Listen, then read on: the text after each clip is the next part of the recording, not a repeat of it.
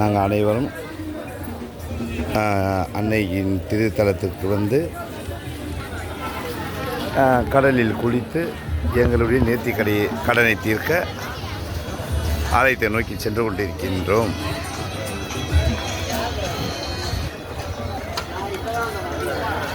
ஒரு வழியில்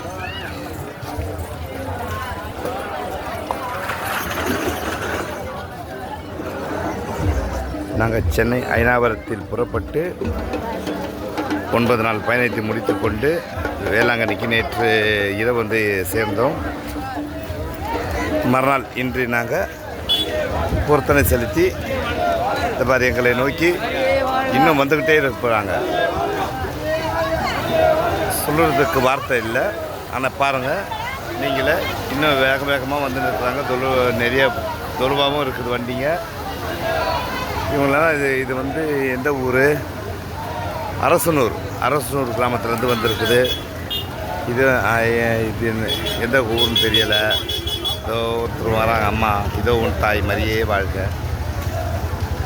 எங்களுடைய வேண்டுதலை நிறைவேற்றி கொடுத்ததுக்கு அம்மாவுக்கு நன்றி செலுத்த நாங்கள் ஆலயத்தை நோக்கி எங்களை பொருத்தனை செலுத்த சென்று கொண்டிருக்கின்றோம். நன்றி. இதை எங்களுக்கு வர்ணிக்க சொன்னது லதா என்கின்ற யூடியூபர்.